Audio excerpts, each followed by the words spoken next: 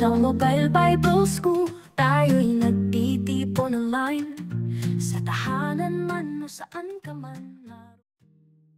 Punta po tayo doon sa conflict resolution and church discipline. So, marami pong nangyayari sa simbahan, mga conflict, mga problema, yung mga common challenge, no? Sabi po dito, number 1, conflict as a common challenge. Comprehending biblical perspective on church conflict. So, conflict is natural in any community, but the Bible provides guidelines for resolution. So, darating sa punto bilang isang leader, darating doon sa punto na tayo po ay magdidisiplina ng membro o leader. So, sabi po dito, kailangan na nandoon yung Bible provide guidance for resolution. At mahalaga na ito po ay ma-handle ng maayos ng isang pastor. At kailangan palagi na nandoon tayo sa guideline na naaayon sa salita po ng ating Panginoon. Paano natin mabibigyan ng kasagutan yung mga conflict na dumarating sa ating mga simbahan. So, may binigay po diyang halimbawa sa Matthew chapter 18, verse 5 hanggang 17. Kita natin diyan na paano natin haharapin yung conflict o problema. May binigay po dito na magdadala ka ng kasama, no? Isa o dalawa upang sa bibig ng dalawa at tatlong saksi ay mapagtibay ang bawat salita. So, kailangan po na sabihin dun sa kapulungan niya na ituring na ito po ay pag-aayos, mabigyan ng solusyon at nakabase sa biblical na pamamaraan. So mahalaga po yung meron tayong katuwang o kasama dito sa mga problema sa loob ng simbahan. Recognizing sources of conflict help in addressing them biblically. So, laging naka-align sa salita ng ating Panginoon, hindi doon sa ating kagustuhan, kundi doon sa kagustuhan ng salita ng Diyos. Lagi nating i-recognize yung salita ng ating Panginoon. Confronting dispute with wisdom and grace. So, kapag daro na tayo sa pagdidisiplina, so, ano yung wisdom? Kailangan meron tayong kaalaman sa biyaya ng Diyos. Sabi dito, addressing disagreements with humility and love to prevent division. Yeah. So, a-addressan natin yung mga issues ng may kababaang loob at pag-ibig para maiwasan yung division sa loob ng simbahan. No po? Laging nadoon yung kababaan at nadoon lagi yung pag-ibig habang nag-aayos tayo o ina-addressan natin yung mga bagay na nangyayari sa loob ng Christian. So hindi naman puligid sa atin, marami tayong problema sa loob ng church. At alam ko naman po na kayo ay maraming kaalaman, maraming wisdom ang binigay ng Lord sa inyo, sa bawat isa sa atin, para magawa natin yung ating trabaho sa pag-aayos sa loob ng simbahan. Ito po yung napakahirap na trabaho ng isang pastor, no? Yung magbigay ng solusyon. Dahil minsan merong mga tao na hindi tayo naunawaan, pero dahil yun ang talagang nais ng Diyos, atin itong gagawin. So leaders should act as a peacemaker rather than instigator. So narito tayo, tagapag-ayos tayo o tayo ay tagapamayapa, madaling salita. Tagapamayapa ang isang pastor. Tagapag-ayos, hindi siya one-sided, kundi inaayos talaga niya yung problema ng loob ng simbahan. Cultivating peace through Christ-centered reconciliation. So, true peace is found in Christ, and church leader must model reconciliation. So, ito po, mapakahalaga, no? Tunay na kapayapaan talaga ay nakikita natin, tatatagpo kay Kristo, at ang leader ng isang simbahan ay maging modelo sa pag-aayos nito. So, mahalaga po ito na si Kristo ang sentro ng pag-aayos lagi nating hingiin sa Panginoon na, Lord, ikaw ang maging sentro ng aming pag-uusap. Dahil kapag si Lord ang nadoon, yung kanyang presensya, magkakaroon ng kapayapaan yung problema at maibibigay natin yung tamang disiplina doon sa ating mga miyembro o doon sa ating mga leader. Minsan naranasan ko po ito doon sa pagdidisiplina. Medyo kahit mabigat sa loob ay talagang kailangan kong gawin. The goal is to restore. Sabi, the goal is restoration, not punishment. Ang ating layunin ay i-ano sila, i-restore ulit, ibangon, hindi para parusahan. Kasi minsan nakala nung iba, yung disiplina, yung pagdidisiplina ay punishment. Ito po ay pagre-restore. Ito po ay ibabangon natin yung ating mga kapatid. At ito ay trabaho natin bilang isang lingkod ng ating Panginoon, paano natin maharap yung common challenge, yung mga conflict sa loob ng simbahan, at ang ating layunin ay ma-restore yung mga tao na ito. Hindi para pahirapan, kundi para po sila ay tulungan na makabalik ng maayos sa ating Panginoon. Counseling those involved in this agreement. So leader must listen, meditate, and offer biblical solution. So ito, napakahalaga po yung ang leader ay nakikinig. Pinakikinggan natin sila, tinitingnan natin yung issue ng conflict o buhay nila. So ito po ay mahalaga at ang ating layunin po dito ay mapanumbalik siya sa kanyang buhay na naayon sa ating Panginoon. So mahalaga din po na tayo ay tingnan natin yung ating mga sarili na marunong din tayong makinig. Ibigay natin sa kanila yung salita ng ating Panginoon na siyang solusyon. Dahil ang salita ng Diyos ay gabay sa kanila at sa ating buhay.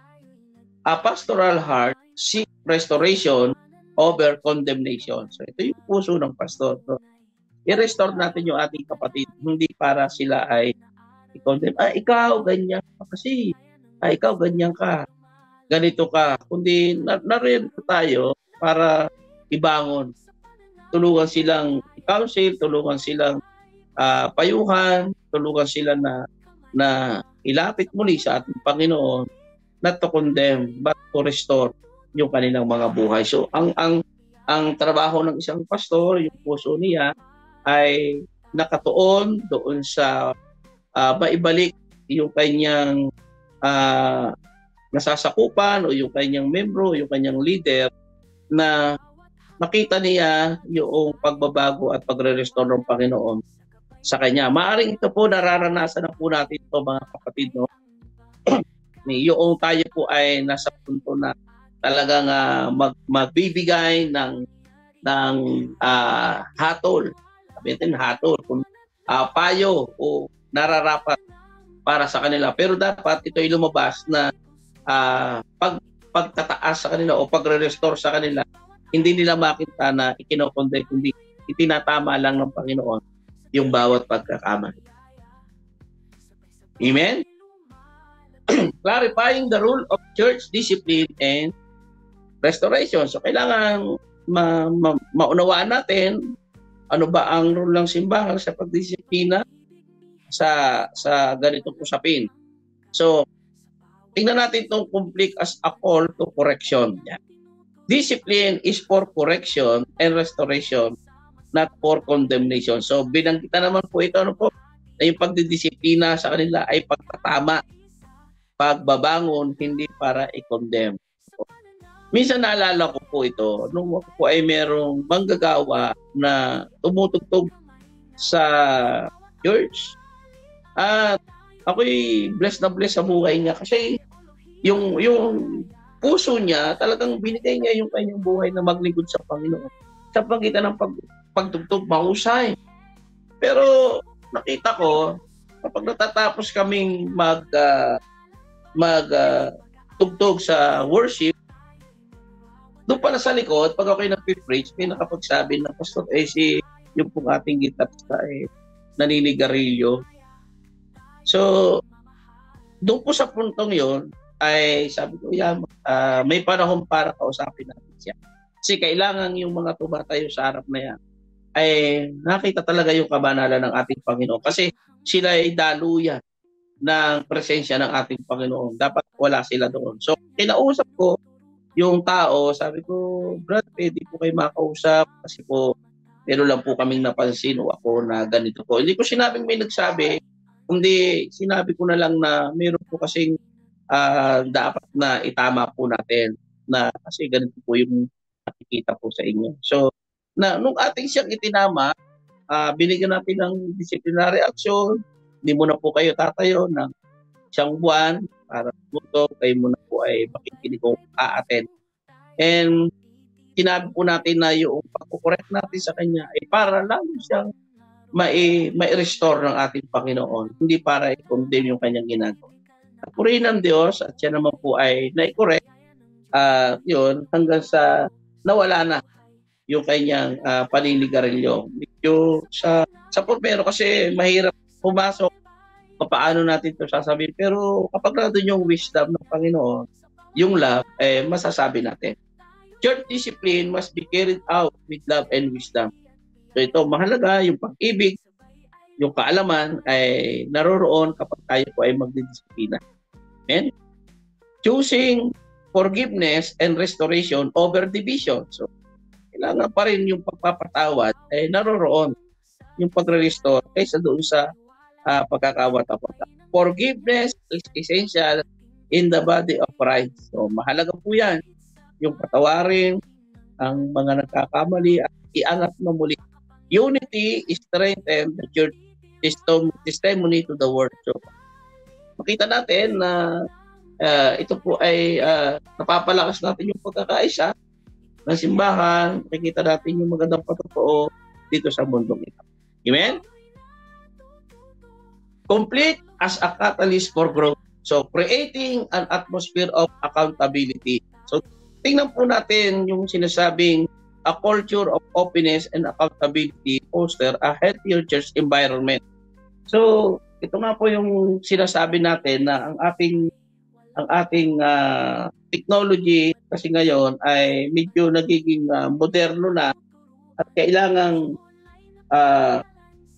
makasabay tayo o masabi natin yung nararapat para sa kanila. May binanggit po dito na sa verse 16 ng James chapter 5, kaya ipahayag nyo sa isa't isa ang inyong mga kasalanan at ipanalangin nyo ang isa't isa upang kayo gumaling. Ang panalangin ng taong matuwid ay makapangyarihan at mabisa.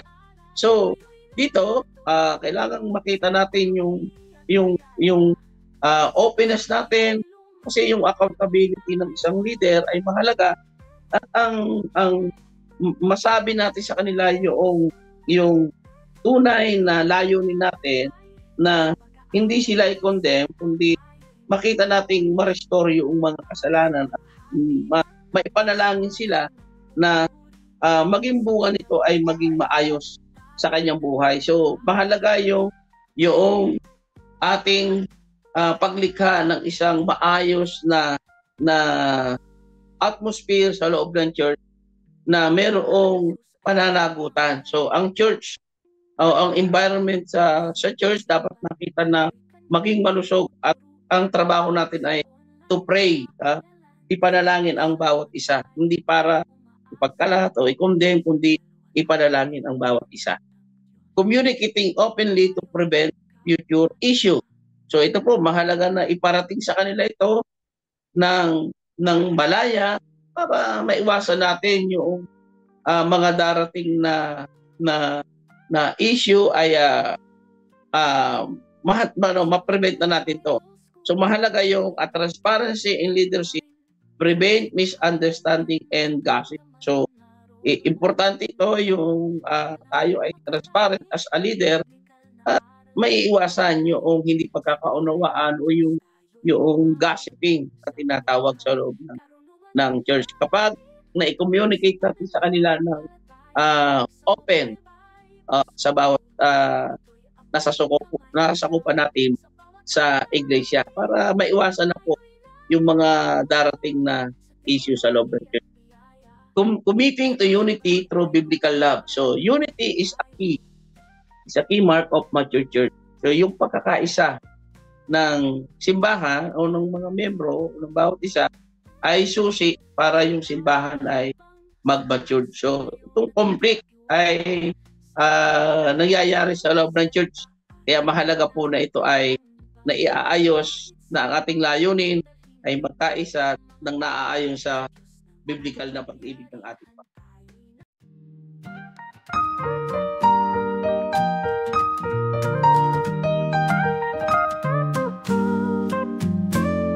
Sa Mobile Bible School, tayo'y nagtitipon online.